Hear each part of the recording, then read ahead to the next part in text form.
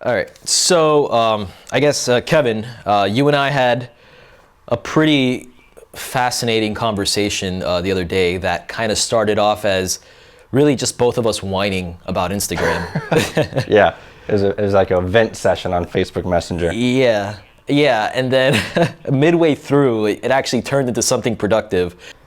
Like I think a lot of creators, especially when you do it full time, when you do it for a living, they're facing the same issues.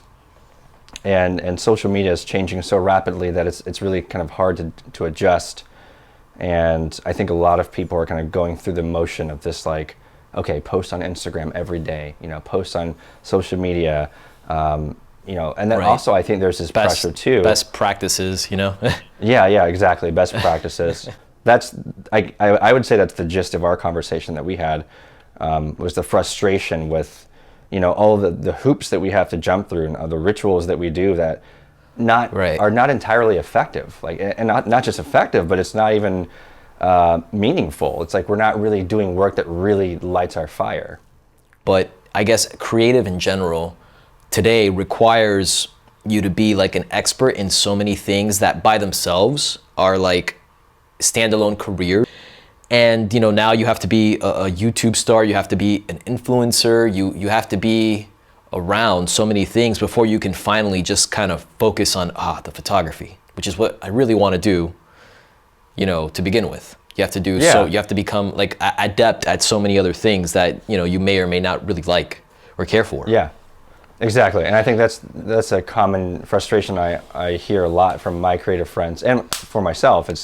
It's kind of like you're pulled in all these different directions. I think we're bombarded with ads and these influencers and successful people who they have everything figured out, right? They're like, okay, here's my 5-step system to being successful on YouTube, or how to grow your Instagram following organically, and all this stuff. And it's like, at some point you have to create something. You have to create something meaningful and valuable, and not just kind of be pulled in all these different directions and kind of spin your wheels when you're not making much traction, when you're deciding whether or not you should focus your efforts on a blog or, like you said, a YouTube channel, or whatever the next whatever the next social media platform is going to be. It's difficult. Good photography is a dime a dozen these days. Like it's like I hate to admit this because like I feel like it kind of like cheapens the craft, but it's the truth. It's that like the internet is full of great photographers, and to be honest, a lot of them aren't even doing it professionally. A lot of them aren't even making money. They're just doing it, for the hell of it. And that's a problem for us because like the bar has been lifted. Like it's no longer good enough just to produce a technically sound photo because almost anyone can do that now. Like you have to really think about concept. You have to think about meaning. You have to think about it beyond the photo. To really produce something that stands out. Yeah, like you're right. Like because there are so many great photographers out there now, it's becoming harder to differentiate yourself, and I think people are almost desperate to do so, and it leads to burnout because you're just kind of spinning your wheels, and if you're going to half-ass it or if you're going to dread it, it's just not sustainable. So like there are other ways for you to create, and that's something I'm realizing too, is that I've been wanting to get into video for a while now, and I think that's a great way for me to kind of get my message across to a new audience, is taking advantage of YouTube. But I forgot what I was going with that, but basically it was the message there is, there are different avenues that you can pursue, and I think it's just people kind of get stuck on one strategy or the other, but there are a lot of different ways that you can kind of make a name for yourself. Okay, and that's kind of like the crux of this conversation is like now that we've gotten like the backstory out of the way is to figure out that better way. And I mean, I sure as hell don't know. We talked about this, like neither of us really like has that, but I think it's important to just kind of open up the conversation and like kind of like encourage other creators to kind of collaborate more with each other and say, you know what, like let's not be at the mercy of like the algorithms of like these other platforms who really, let's face it, they exist to like to monetize themselves and appeal more to like marketers anyway. You shouldn't rely on Instagram for organic reach, for growing an audience, like unless you're willing to pay for sponsorships, because it's just that part of Instagram is dead. It's not coming back. Absolutely. I find it comforting, at least, that it's not just me. And I think that's where the solidarity is so valuable, because absolutely. if you, I think that's you what know it what I mean. is, Like if you feel like you're the only person in the world who's suffering from this, then you're basically hopeless. But when you ask even really popular photographers on Instagram who have even hundreds of thousands of followers, and they're experiencing the same thing, their reach is diminished, then all of a sudden you're kind of like, okay, well, it's not just me. What can I? Where do I go from here to accomplish the goal that I set out? And I guess that's the next part of the conversation is what is your goal? I mean, you hear this, you hear a lot of people say all the time, like, okay, I got to get more followers. I get more followers. Followers are just a vehicle, right? Like ultimately, if you woke up the next tomorrow and you had 122,000 followers, are you really going to be happy? Not necessarily, because you're looking for what those followers can bring you. Yeah, maybe initially. You're like, oh shit, this is awesome. I'm not gonna lie, I would probably celebrate too. But I think ultimately people are looking for a certain lifestyle, right? They want a balance. They want to make money doing what they love. They want to create stuff they're proud of and have some sort of equilibrium there where they're not like they don't have to go out and do client work that they absolutely hate. They're doing stuff that really kind of fuels their fire. I think those are the goals that are associated with having a high follower count, and also just being popular. I mean, who doesn't want to be popular? A lot of people are just looking to kind of inspire other people and have content that people like. A lot of these people who are really popular, a lot of these sub $100,000 accounts, like they might have a lot of followers, but like the real question to ask is like, are they making any money with their accounts? Like a lot of them aren't, man. Like I guarantee you there are so many photographers who have like 30,000 followers who've probably never sent an actual invoice to a client to collect payment. Absolutely. The reason I make that point is because it's kind of like a preemptive way to avoid going into like spending a small fortune in therapy 10 years from now.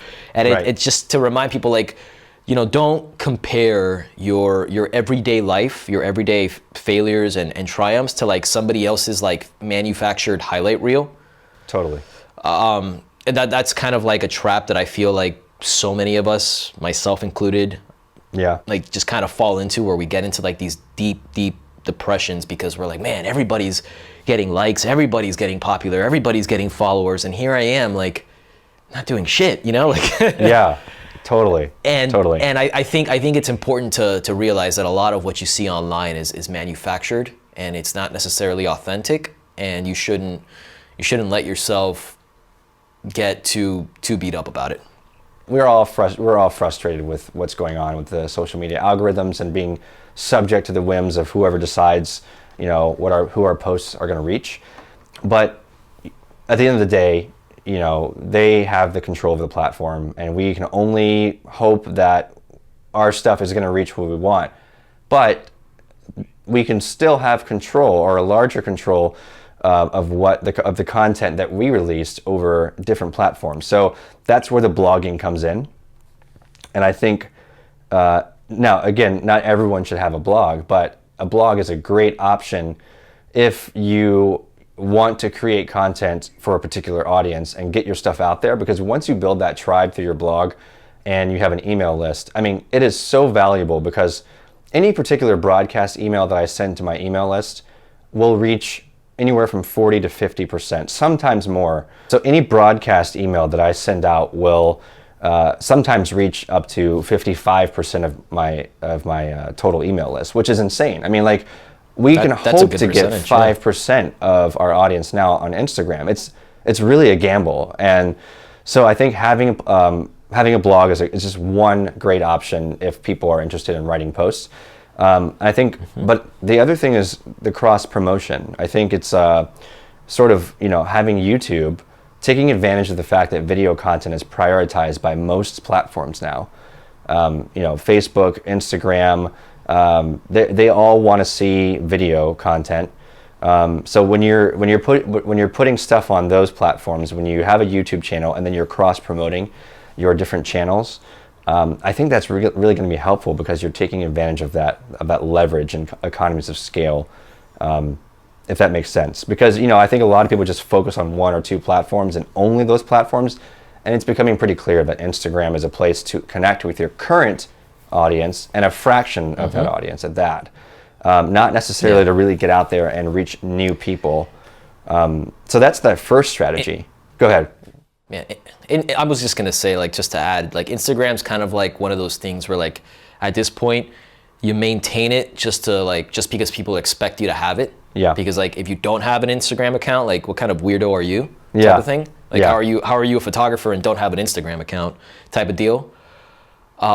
So it's important to still engage in it, but I just don't think it's worth the amount of time that so many people invest in it. At least for me, like, Yeah. because it really, like, so many better things I could be doing with my time than you know, screaming into an abyss. Absolutely. And I think it's one of those things too that if it's valuable, and because I don't think you know, photographers especially should not have an Instagram. I think it's valuable to have one, but like you said, there are different ways to handle it. I mean, you can kind of post on there when you want. You can delegate and have someone kind of manage your account for you, which is something that I've done in the past. You know, there are different options. I think ultimately you kind of have to realize what your time is worth and where your ROI is coming from. And if you know, you're getting most of your work elsewhere, if Instagram is not really bringing in quality traffic to your website or quality leads, then it's not necessarily something that you should continue. It really just depends on the person. If you got 10 photographers and all of them are capable of taking the same technically sound image, how do you stand out? Yeah.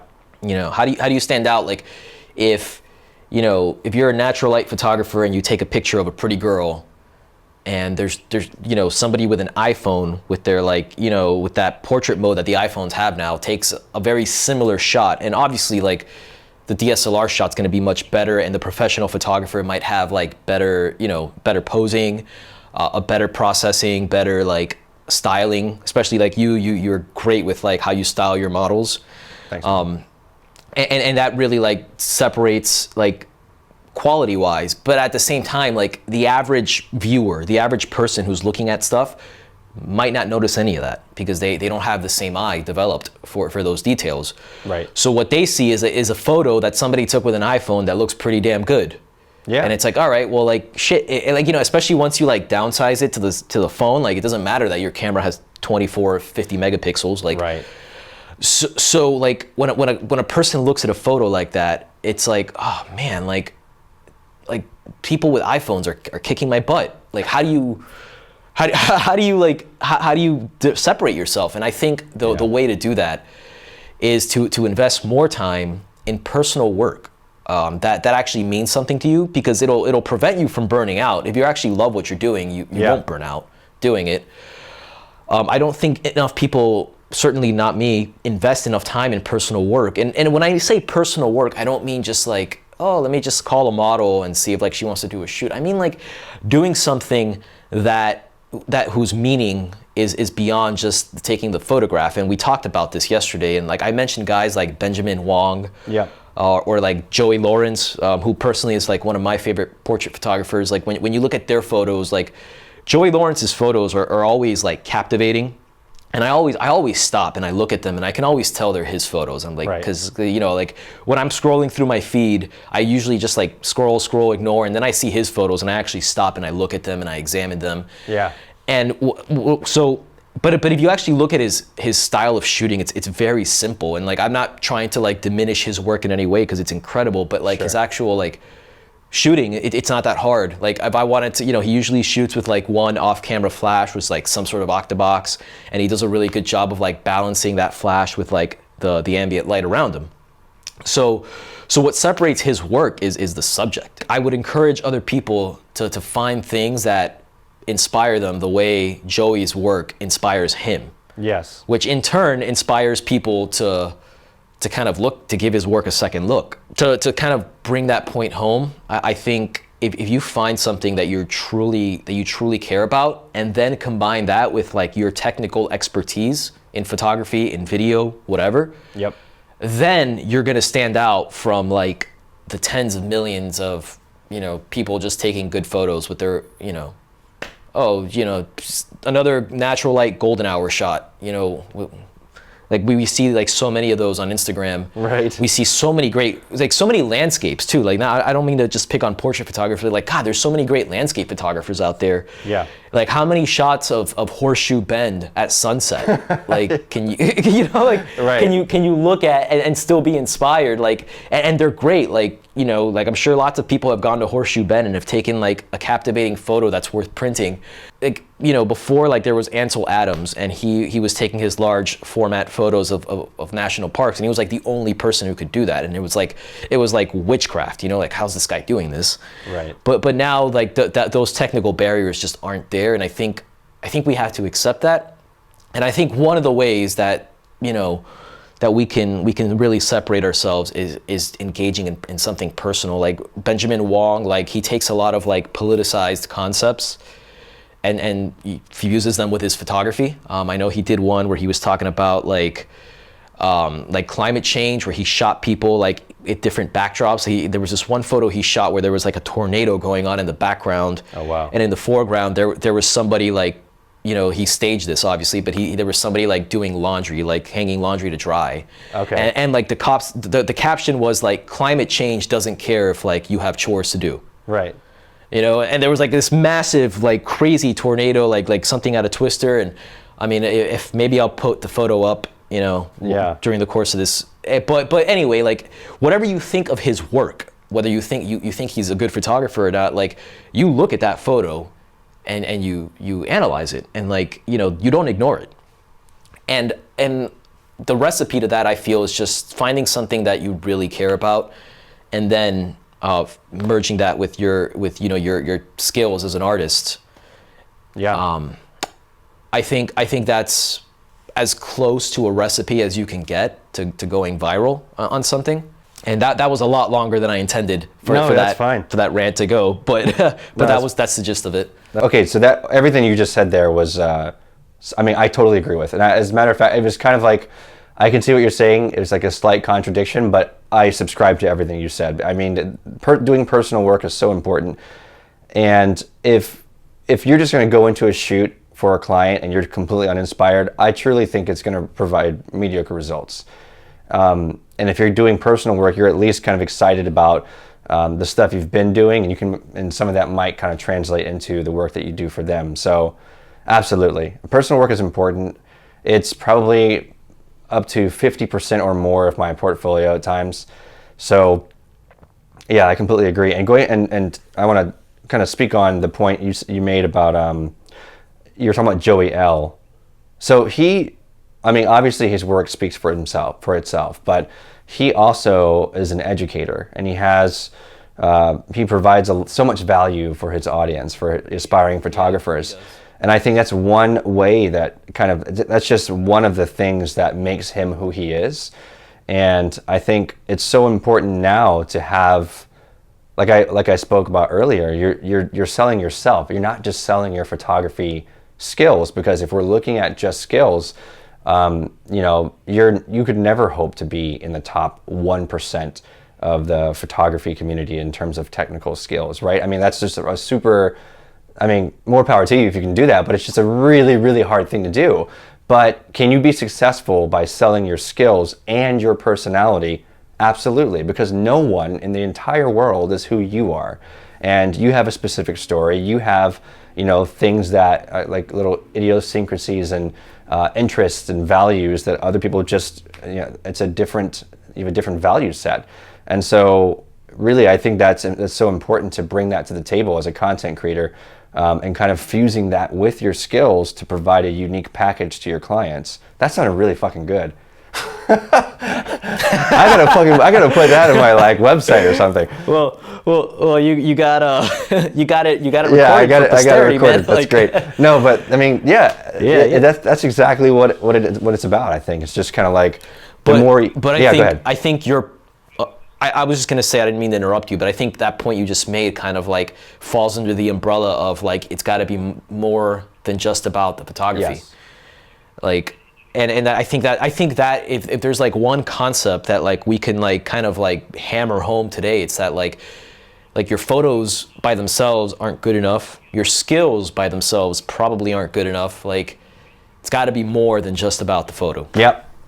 Yep. And if I want to provide a little more optimism too to this entire call and our conversation here, if there's anyone out there watching or listening to this, because I would love to put this in like a podcast form too, if they're listening to this and and it really resonates with them and they're like, yeah, like I'm so frustrated, I'm so beaten down, I want you to take this as a sign that this is the best thing that could ever happen to you. Because I think the worst thing is you just continue to go through those motions and to go through that vicious cycle of posting and feeling like shit and not reaching anybody and continuing to do all that and not achieving what you want. If you're dissatisfied now, that's the best thing that could happen to you, because now you can actually change your approach and maybe consider, picking up a new skill set or leveraging your skill set in a different way.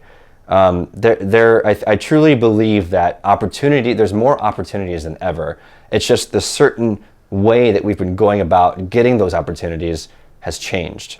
For me personally, it's not going to be mindlessly posting on Instagram anymore. It's going to be creating content on YouTube. Like I said, it's about blog posts. It's about helping other people. And so yeah, I think it's just, you have to change things up. And if something's not working, then you got to find something that will work. Change things up, man. Like, and that's another thing. Like, I think to conclude a lot of these thoughts is that anything that we say today, anything that helps you today, might be completely useless tomorrow. Yep. I think you have to go into it completely understanding that that everything can change without notice. Yep. And you have to be willing, you have to be ready to adapt. If you were one of those people who, built up a Facebook audience 5 years ago and you reached 100,000 followers on Facebook and you were reaching them organically with all your content, and now you have that same audience, but like those posts aren't feeding you any returns. Yep. That sucks, man. Like, I can only imagine how deflating and demoralizing, and I don't have that kind of an audience, so I can't even imagine how it feels to have to like have 100,000 people that follow you that you can't reach, that are completely useless anymore. Yeah, absolutely. And there's an old oh, go ahead. Yeah, but I was just gonna say, like, this is like, I think you have to develop that thick skin and say, like, all right, this worked great for a year, but now there's a new platform. There's a new algorithm, there's a new this, there's a new that, and that's where I have to gravitate. And absolutely. And that's just the way it is. It's not fair. It's really not fair, and it really sucks. Yeah.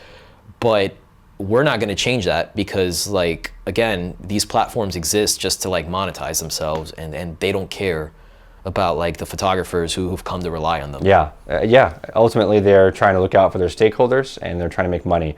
And you know what? That's their business. And like you said, we have to adapt as creators. And I think the two most important things is diversification. So being present on several platforms as long as it makes sense for you. And the other one is, and there's a saying here that is, don't build your house on someone else's lot. So Facebook and Instagram are always gonna. That we were talking about. Right. Yeah. They're always gonna have control over things, and you might get lucky. You might be able to build up a following, but you never know when you wake up tomorrow, and that algorithm is gonna completely screw you. So have control over your audience the best you can through a website, through a blog, whatever makes sense, and also take advantage of being present on different social media platforms, and that's really the best you can do. I mean, I think that's enough. But it's just we have to continually be ready to change our approach. I would also say to kind of like add to the comment that you just made, and we're probably going way too long for this, but I feel like this is really important because you brought up a good point. We as content creators, especially photographers, and I know videographers like this too, but we can be very catty, very paranoid, like very secretive of like our secrets, and I feel like as a whole it's such an albatross to the industry to think that way. I see like photographers on Instagram will post something and somebody asks, hey, where'd you take that photo? And people be like, no, that's my spot, that's my secret spot. And first of all, like that, if that's you, like, you're such a wiener. I'm sorry, but like if your shot is so easy to replicate, like composition wise, if your processing is so it's not worth protecting. Like, dude, either you're a good photographer and I go and I take a photo at that same exact spot, and either your photo is better or mine is, and that's it. Like there's no need to like be so secretive about that. But anyway, that side rant aside, I feel like we need to do a better job as creatives, not just collaborating with each other, but sharing information. If something works for you, like you should tell your fellow creatives about it, because a rising tide lifts all boats. Like that's such a common phrase that you hear. Yes. And the more that photographers around you are better educated with best practices, with concepts, with pricing strategies, with the way to handle business, with the way to handle clients, the better it is for everybody, because it kind of rewrites the narrative of how clients interact with us. Right. So if you're a photographer and you charge your fair value for what you do, that's great. And then there's a photographer who's completely undercutting everybody because he doesn't know any better, and you're thinking to yourself, like, why should I help him? Like, well, you should, because like it's photographers like that who kind of like broadcast that narrative that a lot of people think this way, that photography is cheap, that it's a commodity. But if you just educate that one other photographer and tell them like, hey man, listen, like you're worth a lot more. Yeah. Your work's pretty good. Then that's one less guy who's undercutting the business, the craft. Right. And I feel like there's more benefit that you can get from like interacting with your fellow creatives than the benefits that you get from like trying to like hoard your secrets to yourself. Totally. And also with that attitude, you might come to realize too that like your secrets aren't that good. Maybe you hope that like somebody takes the time to share theirs with you. No, yeah, absolutely. And that's one of the reasons why I'm so keen on providing value to photographers, especially who are just getting started, because like you said, I mean, like when everyone shares their knowledge and their expertise, I mean, everyone benefits, and people are able to get more value, and like charge what they're worth, and it's just a win-win for everybody. Guys, thank you so much for watching the video. If you enjoy the content, please give it a like and subscribe to my channel wherever the button is. Don't forget to follow me on Instagram, Kevin Titus Photo. Thanks a lot. Bye.